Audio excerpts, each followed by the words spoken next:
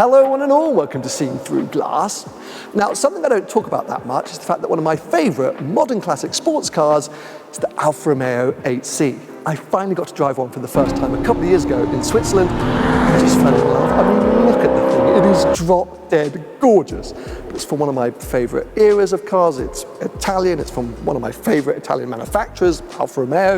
It's kind of one of the last proper thoroughbred sports cars they made. It had so much soul, so much personality. It sounded fantastic. I just really enjoyed driving it. But it wasn't actually that good to drive. And it has long been the reputation of the 8C is that no matter how good it looks, it's just a bit of a dog. However, in the 15 years or so since this thing came out, of course the world has moved forward, and we've seen the birth and popularization of resto mod companies. And finally, one of those resto mod companies has turned their attention to my beloved 8C. I'm down here at Officine Fioravanti in Turin, who have finessed and fettled this car, and most importantly, most significantly, fitted a manual gearbox to it. Something that Alfa Romeo never even considered doing back in the day. This car only came with a flappy paddle, essentially F1 gearbox, which was one of its major flaws. So today, I'm going to be getting behind the wheel of this Alfa Romeo 8C-M to find out if it is finally the car that I always dreamed it would be, and finally the proper Alfa Romeo sports car it always should have been.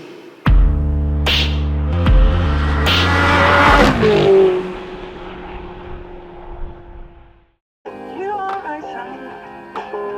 You are my sunshine. You are my sun. Red and white.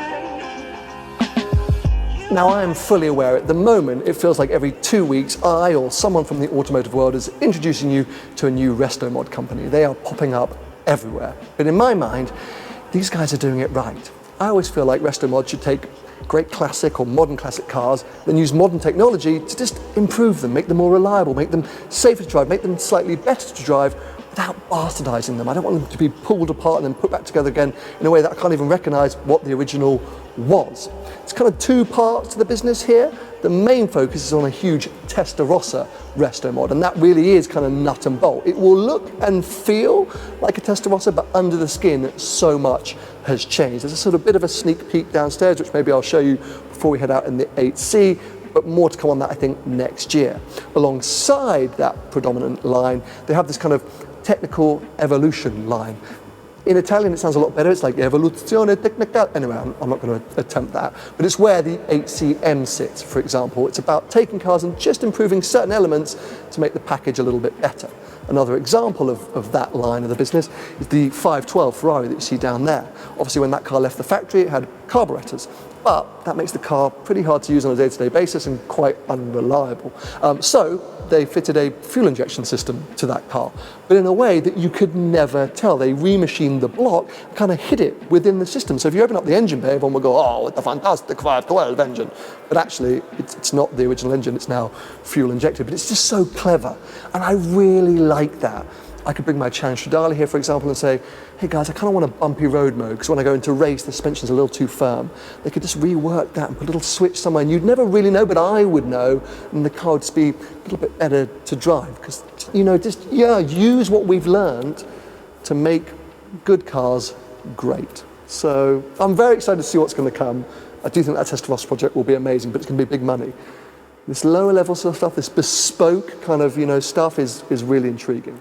Well, everyone, I want to introduce you to Tusco, who's going to very kindly give us a bit of a sneak peek of the Testarossa project before I head out in the 8CM. I mean, I can see that this is a Testarossa, but I keep getting told that, well, it's not really. So what are we looking at here? What does this represent, and what's to come? So this is the Testarossa Alte Prestazioni, which stands for high performance in Italian. That's what we like to call it. And this is the chassis of the car we are building. As you can see, we have three colors: the white for the body, the black, the metallic black for what's original, and the silver to show what's new, what has been added or strengthened to make it more rigid and torsionally, and also for beam stiffness. Because the problem with the Testarossa and a lot of vintage cars, you know, with this steel chassis, they are really twisty, you know, they're not solid. Well, so, you can tell when you look at what's black, there's basically nothing, holding the car together. You see, basically you have 1, 2, 3, and 4 and 5 tubes, connecting the rear subframe, but there's all the weight of the engine with the rest of the car. Yeah. So it's really brittle and scary when you think about it. So we had to add all this paneling to connect the side of the car, the inside of the cockpit and the front, to try and give the whole Testarossa a more rigid structure, to not deform the suspension geometries when you're cornering very hard, because this car will be a 600 plus horsepower, naturally aspirated, 5.7 liter, new Testarossa with new heads, new cylinder heads. So you rework the engine entirely? Yes, so the only thing we keep original from the engine is the block. Okay. Everything else changes, the displacement, the crankshaft, titanium rods, pistons, as I said, new heads with new cylinder heads design, and combustion chamber design as well changes, and mimics the one of the modern Ferrari 812. So we have a lot of high specific power, more than 100 horsepower per liter. So it's going to be, as I said, more than 600 horsepower. It's going to be a very intelligent car with a lot of sensors. We have temperature sensors for tires, for brake disc, for disc brakes. Sorry. For everything, we have a flat underfloor. So we're going to generate a ton of downforce compared to the original Testarossa. Okay. So we have a diffuser at the back, fully flat underfloor, and a little splitter at the front. That it's really subtle, so you don't really see the difference. I was going to say, if I walked up to it at a car show, okay, maybe a nerd like me might be able to tell that something's changed, but essentially it will still look... Yes, so the philosophy behind Officina Fioravanti, as you can see with the 8C and the BB, is to try to keep the cars as stock as possible, and just add those little touches that make them a little better, a little more special. But I don't feel like I have the authority to change the design of a car too much. Okay, so I want to keep them as original as possible, because after all, this is still going to be a Ferrari Testarossa with a little improvement. Sure. Or a lot of them. A lot of it. For this one, I think it's a lot of improvement. I'm super intrigued. I do think this is very exciting. Seeing it at this raw stage, I can imagine how much is going to be then added back on. So you're going to have to keep me posted on that one. We will. Okay, amazing.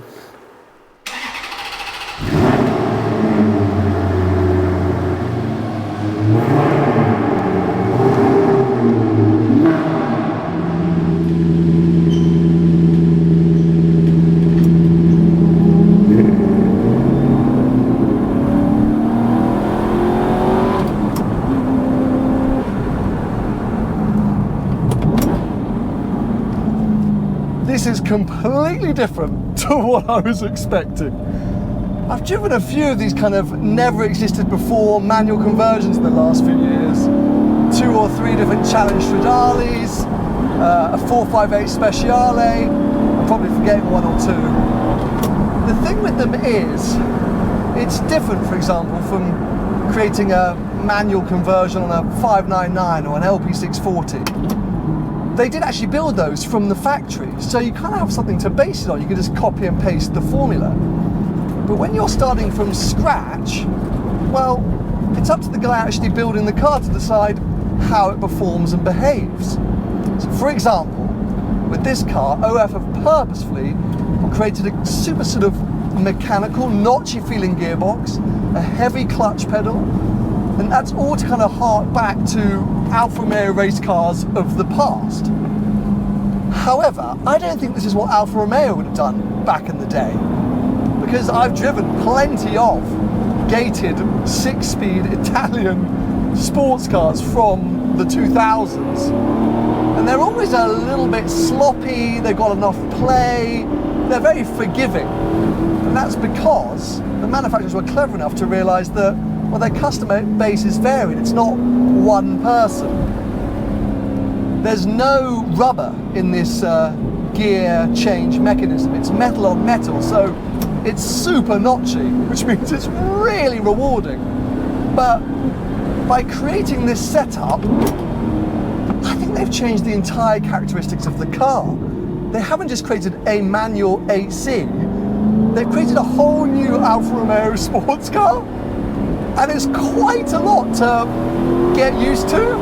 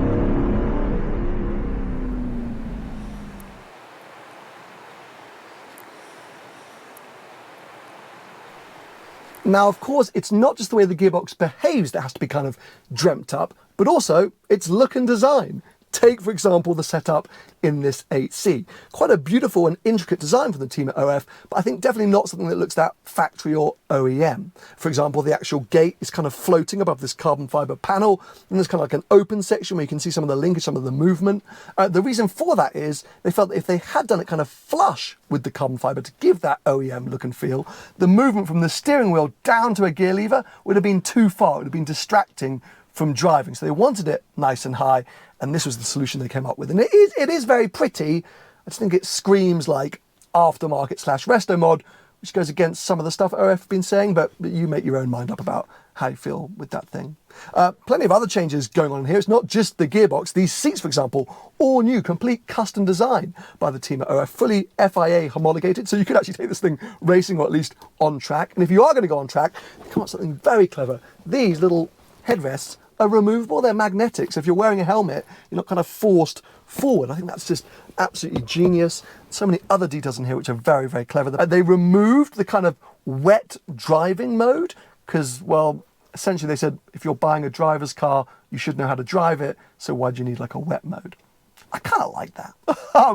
All the other changes I think are driving related, so yeah, let's get back on the road.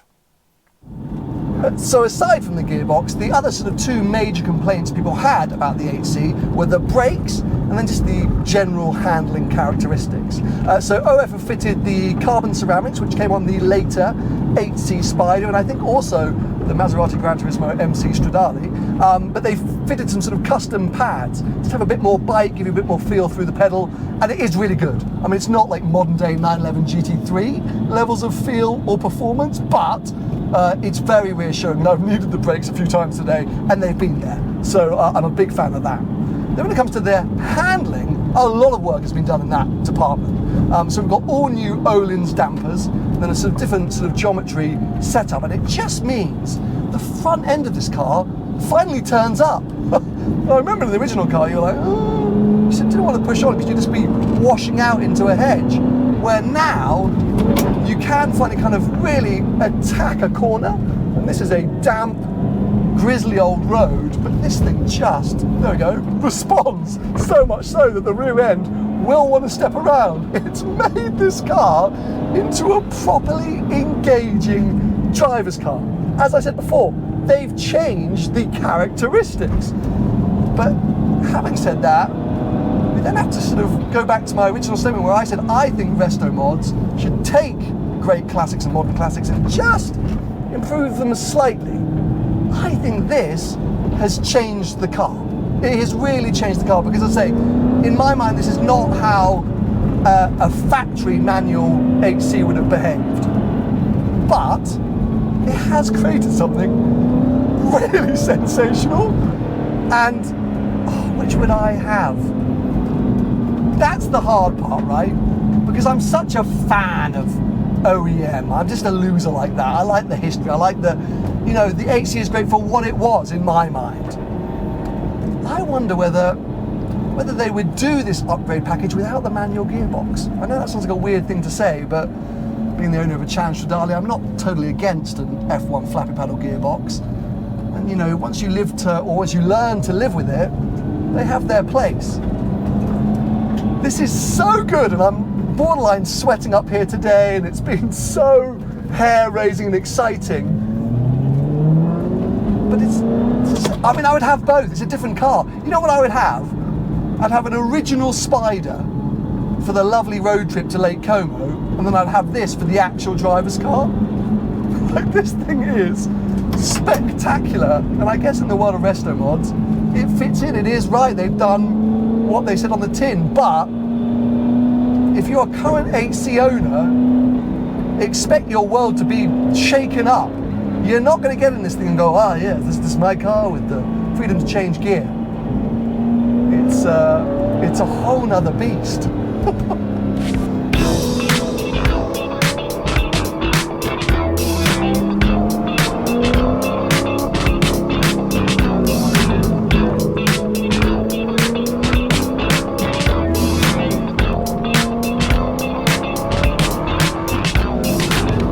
Hold on.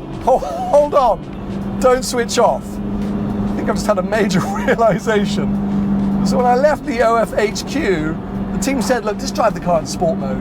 It's where you're going to get the most out of it. We've done a lot of work on the ECU, the throttle response. It's just most enjoyable in sport mode. So I was like, yeah, sure, okay. That's what I've done. I've just spent the whole time in sport mode. But I just turned off all my cameras, took it out of sport mode, and here is the original factory AC, just with a manual gearbox. I'm leaving it in gears a lot longer. The throttle response is far less sharp in sport mode. It's supposed to be very similar to a cable throttle, and it's very, very on point. But now I've got a bit more play. It's all just a bit softer, and oh my God, it's two cars in one. Okay, the manual gearbox is maybe a little bit of hard work if you're going to drive like this because of that heavy clutch and the notchiness. It's actually quite rewarding. And the fact that it's then there if you want to step things up, which is what the old car didn't, the original car didn't have. This is the original car, and then when you really wanted to get on it, it let you down, where now, I know that if I wanted to, I just hit that sport button and suddenly, I've got the driver's car I wanted. Oh my God! These guys have absolutely nailed it. Okay, now I want one of these. And that's a concern, because I think 8C coupes in the UK, 200, 250 grand these days. This upgrade pack, 120,000 euros. I mean, the world of resto mods is not a disaster, but it is a lot, and it means you're going to be, 350 grand all in. Is it worth it? I think maybe, because you're getting two cars, so it's not quite double the price. And it's so different to anything else in this era. I mean, the closest you're going to look at is a manual 599, but I think this is a better driver's car. Okay, it hasn't got the power or the V12, and it's got all that sort. I mean, this is just brilliant. I mean, brilliant. Absolutely brilliant. Maybe it's helped the road has widened out a bit, tarmac's a bit softer, I've got better visibility, but this is what I was maybe missing when I was up on those tight roads, really cracking on. Kind of felt like it just made the car too aggressive, all these changes, but it hasn't, because it just turned sport mode off. If this is what these guys have done with the 8C, I cannot wait to see how some of their other projects turn out. What a cool thing.